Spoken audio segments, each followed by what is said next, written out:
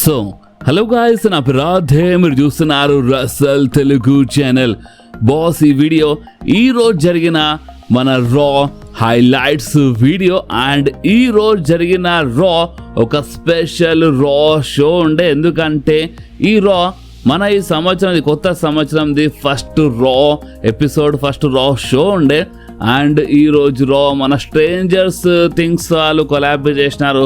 So అందుకని ఈరోజు రా ఏదో నెక్స్ట్ లెవెల్లో ఉంటుంది అనుకున్నాం. సరే, ఇప్పుడు ఉండే కొంచెం, బట్ మరీ అంత నెక్స్ట్ లెవెల్ ఏం కాదనుకోండి, బట్ ఏదో జస్ట్ యావరేజ్ అనుకోవచ్చు, బట్ కొంచెం అనుకోవచ్చు. ఇక మీరు అర్థం చేసుకోండి. ఇక రా అంటే మాట్లాడితే మీకు ఇప్పుడు నేను రా హైలైట్స్ గురించి చెప్తా కదా, అప్పుడు ఇంకా చాలా క్లారిటీ వస్తుంది. సో ఇంకేంది, మనము అంటే క్రిస్ జెరికో గురించి మాట్లాడదాం. ఇక మనం టైం వేస్ట్ చేయకుండా మన రా హైలైట్స్ వీడియో స్టార్ట్ చేద్దాం.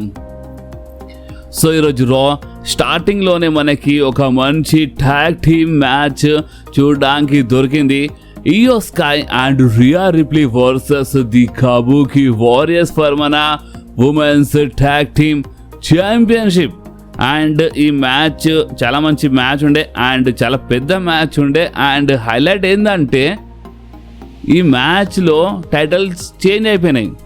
అంటే ఇప్పుడు కొత్త సంవత్సరం ఫస్ట్ రా కాబట్టి వీళ్ళు ఏమైనా సర్ప్రైజ్ అని టైటిల్ చేంజ్ చేపించినట్టు, కానీ ఒక్క టైటిల్ కాదు, ఈరోజు 2 ఛాంపియన్షిప్స్ అంటే 2 టైటిల్స్ హ్యాండ్స్ చేంజ్ అయినాయి అన్నమాట. సో అది చెప్తాను. బట్ ఇక్కడ మెయిన్ ఏంటంటే ఈ మ్యాచ్ విన్నర్ గురించి మాట్లాడితే, ఈ మ్యాచ్లో గెలిచింది ఇంకెవరు కాదు, రియా రిప్లీ అండ్ ఇయో స్కై. సో దీని అర్థం ఏంటంటే ఇప్పుడు మన new women's tag team champions ఇంకెవరు కాదు, రియా రిప్లీ అండ్ ఇయో స్కై. సో మీకు ఈ రిజల్ట్ నచ్చిందా మీ కామెంట్ చెప్పండి. అండ్ ఎస్ అంటే రియా రిప్లీ అండ్ ఇయో స్కై ఒక డిజర్వింగ్ ఉండే, వాళ్ళు చాలా టైం నుంచే ఒక ట్యాగ్ టీమ్లా కనిపిస్తున్నారు. సో ఒక టైప్లో డిసిజన్ కరెక్ట్ అనిపించింది. డబ్ల్యూడబ్ల్యూఈలకి ట్యాగ్ టీమ్ ఛాంపియన్స్ చేసి, ఉమెన్స్ ట్యాగ్ టీమ్ ఛాంపియన్స్ చేసి ఒక టైప్లో మంచి పని చేసినట్టు అనిపించింది. సో మీకేమనిపించిందో మీరు కామెంట్లో చెప్పండి. సో ఇక నెక్స్ట్ ఏంటంటే అక్కడ మన గుంథర్ది రింగ్లో ఎంట్రీ అయిపోయింది. అండ్ మీకు తెలుసుగా మన గుంథర్ జాన్ సీనాకి ఓడిపించినాడు. సో అందుకని అక్కడ ఉన్న ఫ్యాన్స్ గుంథర్కి చూడంగానే బూ చేస్తారు, ఎక్కిరిస్తారు. అండ్ ఫ్యాన్స్ ఈరోజు బూ చేసినారు అండ్ ఎక్కిరించినారు మన గుంథర్కి. సో అందుకనే మన గుంథర్ ఏమని చెప్పిండంటే, చూడండి, ఫస్ట్ ఆఫ్ ఆల్ అయితే బ్యాక్ స్టేజ్ మన రా జనరల్ మేనేజర్ ఆడమ్ పియర్స్ గుంథర్కి నువ్వు కొంచెం రెస్పెక్ట్ జాన్ సీనాకి అర్థమవుతావు, నువ్వు ఓడిపించినావు అయిపోయింది.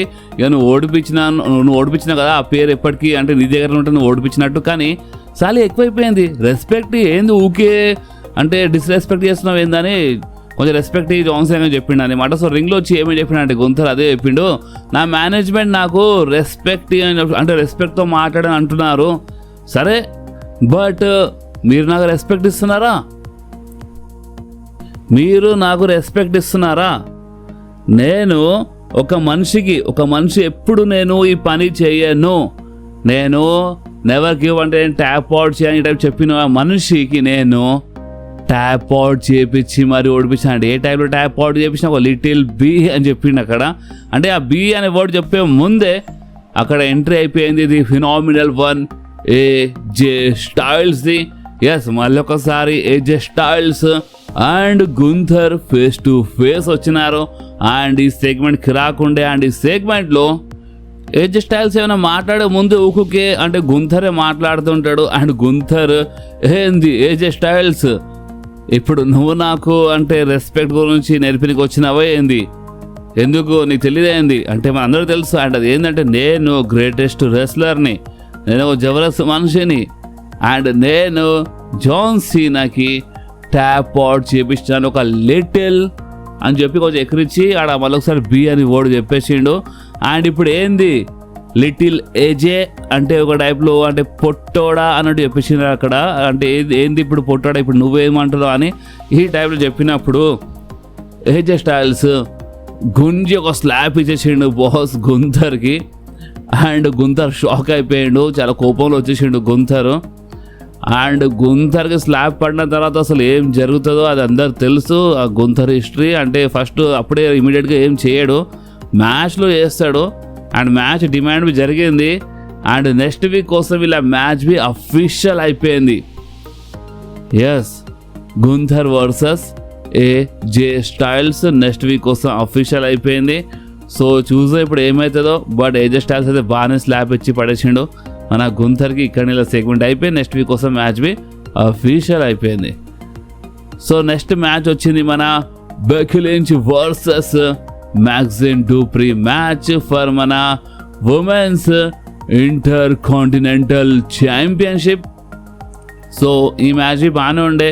ఈ మ్యాచ్లో మన మ్యాగ్జిన్ డూప్రీ కొంచెం బాగానే టక్కర్ ఇచ్చింది అనేమాట బెక్కీ లించ్కి. బట్ ఇక్కడ హైలైట్ ఏంటంటే బెక్కీ లించ్ కొంచెము చీడేసి గెలిచింది బాస్. అంటే గెలిచింది ఈ మ్యాచ్లో. బట్ ఇప్పుడు రోలప్ చేసేటప్పుడు అక్కడ రింగ్ రోప్ పట్టుకుంది, రెఫరీ చూడలేదు, పిన్ కౌంట్ అయిపోయింది 1, 2, 3 అండ్ ఈ మ్యాచ్లో విన్నర్ అయిపోయింది మన బెక్కీ లించ్. సో అప్పుడే చూడాలి, ఫ్యాన్స్ కొంచెం షాక్ అండ్ అంటే కొంతమంది చేర్ చేసినారు. అండ్ మ్యాగ్జిన్ డూప్రీ అయితే చాలా షాక్ అయిపోయింది, చాలా భయంకరంగా షాక్ అయిపోయింది. ఇదేంది టైటిల్ ఓడిపోయినా అంటే ఇప్పుడిప్పుడే టైటిల్ గెలిచి కొంచెం మంచి రెస్లర్లా ఫైట్ చేయడం ఇప్పుడిప్పుడే స్టార్ట్ చేసింది అండ్ అప్పుడే టైటిల్ ఓడిపోయింది కదా. సో అందుకనే చాలా షాక్లో ఉండే. అండ్ బెక్కీ లించ్ అయితే చాలా ఖుషి అయిపోయింది బాస్. అండ్ ఇదంతా చూడండి, ఇప్పుడు బెక్కీ లించ్ అయితే న్యూ ఛాంపియన్ అయిపోయింది, మన women's inter continental champion. So ఇదంతా చూస్తుంటే ఏమర్థమవుతుందంటే ఇలా ఫ్యూడింగ్ ఎండ్ కాలేదు అనుకుంటా, ఎందుకంటే మ్యాచ్ ఫినిషింగ్ ఆ టైప్లో ఉండే. సో ఫ్యూడ్ ఇంకా ఎండ్ కాలేదు. సో చూడాలి ఇప్పుడు ముంగట ఏముంటుందో. బట్ ప్రెసిడెంట్ కోసం అయితే బెక్కీ లించ్ మళ్ళొకసారి ఉమెన్స్ ఇంటర్ కాంటినెంటల్ ఛాంపియన్షిప్ గెలిచింది బాస్. సో నెక్స్ట్ మన స్టెఫనీ వకర్ది రింగ్లో ఒక ఇంటర్వ్యూ జరిగింది. అండ్ ఆ ఇంటర్వ్యూలో మన స్టెఫనీ వకర్ ఏమని చెప్పిందంటే, నా కోసం అయితే ఈ 2025 సంవత్సరం నిజంగా చాలా మంచిగా ఉండే. నేను నా డ్రీమ్ అంటే ఈ ఉమెన్స్ వరల్డ్ ఛాంపియన్షిప్ గెలవాలని నా డ్రీమ్ అండ్ నేను గెలిచినాను. సో నిజంగా చాలా మంచిగా ఉండే. అండ్ ఈ 2026 చాలా క్రాక్ ఉంటాయి. ఈ టైంలో మాట్లాడుతూ ఉంటుంది. మాట్లాడి అక్కడ మొత్తం సెగ్మెంట్ అయిపోయిండే. కానీ ఒకటేసారి ఎంకల్ నుంచి రఖేల్ రోడ్రిగస్ వచ్చి అటాక్ చేసింది స్టెఫనీ వకర్ పైన. అండ్ మామూలుగా అటాక్ చేయలేదు బాస్, బాగానే అటాక్ చేసి కొంచెము ఇంజర్డ్ కనిపించింది మన స్టెఫనీ వకర్. అండ్ ఈ సెగ్మెంట్లో అక్కడ ఇంటర్వ్యూలో అంటే చిన్న సెగ్మెంట్ ఉండే కదా, సెగ్మెంట్లో స్టెఫనీ వకర్ నాకు ఇంజరీ అస్సలు ఆపలేదు అంటే నేను ఆగాని టైప్ చెప్పినప్పుడే ఇంకా వచ్చి అటాక్ చేసింది మన రఖేల్ రోడ్రిగస్. అండ్ అదే ఇంజరీ పైన ఇంకా టార్గెట్ చేసింది, స్టీల్ చైర్తో అటాక్ చేసి అనుకుని. బట్ అక్కడ అఫీషియల్స్ వాళ్ళు వచ్చి ఆపేసినారు. అండ్ బ్యాక్ స్టేజ్ మళ్ళొకసారి రఖేల్ రోడ్రిగస్ స్టెఫనీ వకర్ పైన అటాక్ చేసింది బాస్. ఎస్, సో చూద్దాం, ఇలా ఫ్యూడ్ బాగా నడుస్తుంది. అంటే ప్రెజెంట్ కోసం అయితే కొంచెం ఇంజర్డ్ కనిపిస్తుంది మన స్టెఫనీ వకర్. సో మేబీ ఇప్పుడు అటాక్ జరిగింది కాబట్టి కొంచెం టైం మేబీ వారం 2 వారాలు బ్రేక్ తర్వాత మేబీ కనిపించి చూద్దాం. స్టెఫనీ వకర్ పైన ఏమైనా అప్డేట్ వస్తే నేను అప్డేట్ ఇచ్చేస్తాను.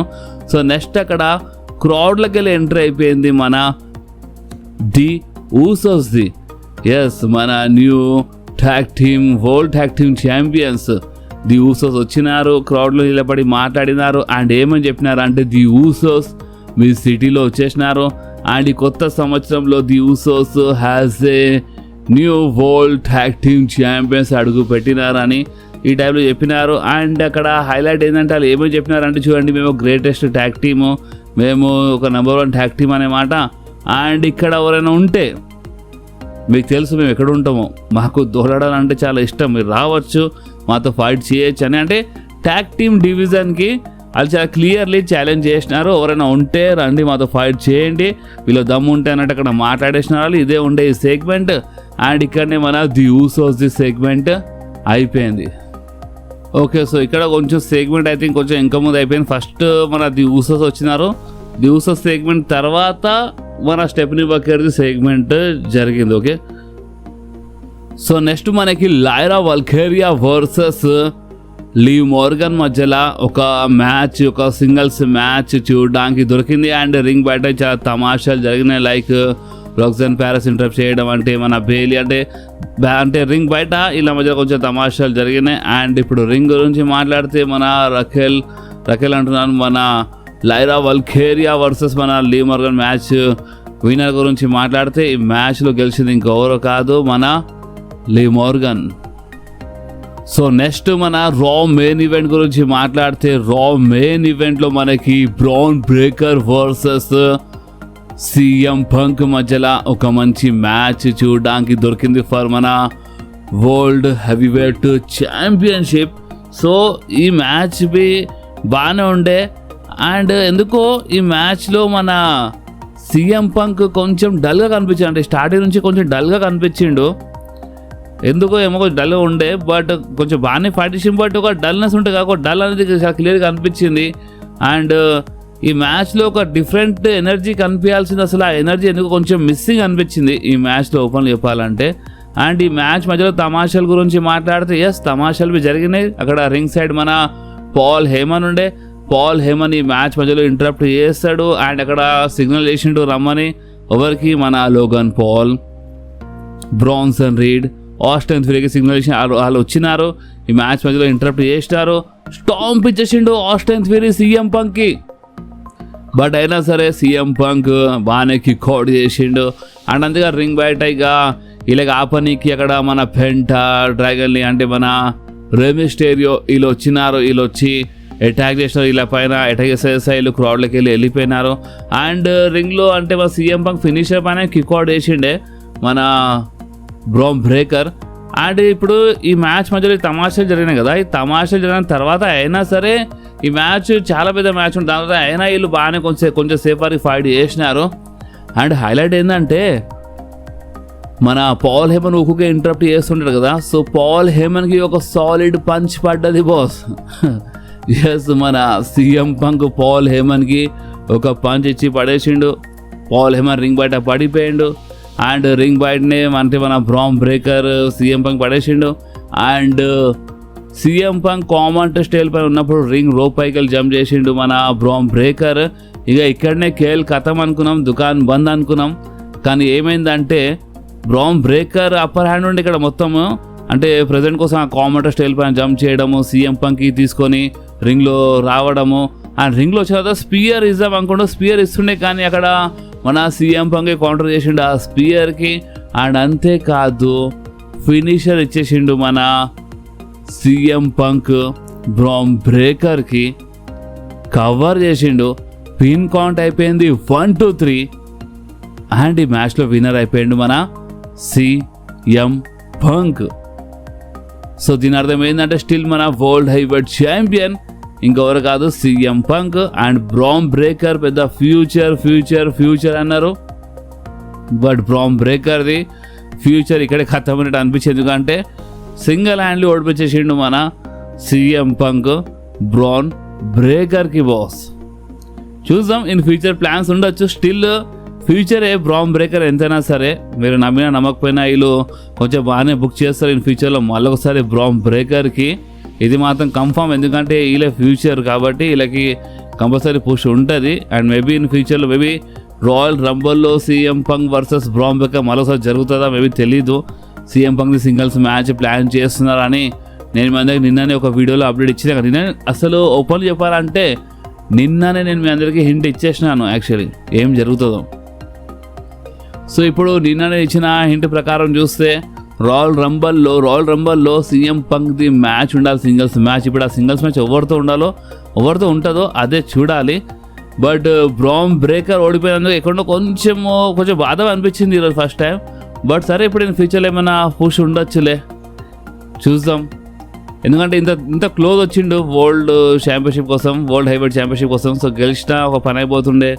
సో చూద్దాం బాస్. ప్రజెంట్ కోసం అయితే సీఎం పంక్ గెలిచిండు, ఇది బాగానే అనిపించింది సీఎం పంక్ గెలిచినందుకు.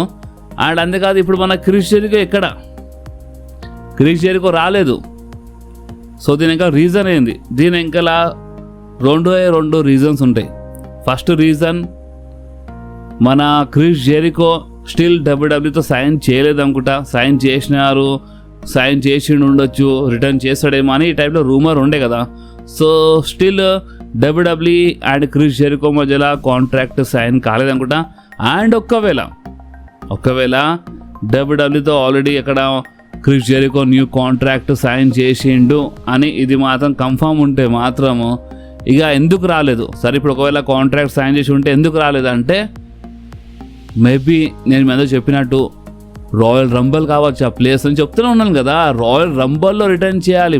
చాలా సంవత్సరాల నుంచి కనిపించలేని సూపర్ స్టార్, అంటే మన డబ్ల్యూడబ్ల్యూలో కనిపించలేని సూపర్ స్టార్ గురించి మాట్లాడుతున్నాను.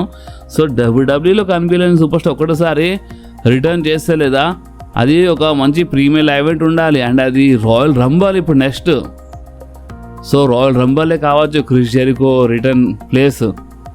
కానీ ఫ్యాన్స్ మాత్రం సోషల్ మీడియాలో ఇప్పుడు ఇస్తున్నారు డబ్ల్యూడబ్ల్యూకి. నేను ఎందుకు ముందే చెప్పినాను, నిన్ననే వీళ్ళు బ్రేక్ ద వాల్స్ అని టైప్లో హింట్ ఇచ్చినారు. వీళ్ళు ఇక గెలికేసినారు ఇక ఫ్యాన్స్కి. ఇక ఫ్యాన్స్ రివర్స్ అవుతారని చెప్పినారు. ఒకవేళ రాకపోతే అండ్ క్రిస్ జెరికో రాలేదు అండ్ ఫ్యాన్స్ ఇక రివర్స్ అయిపోయినారు. ఫ్యాన్స్ ఇచ్చి పడేస్తున్నారు డబ్ల్యూడబ్ల్యూకి.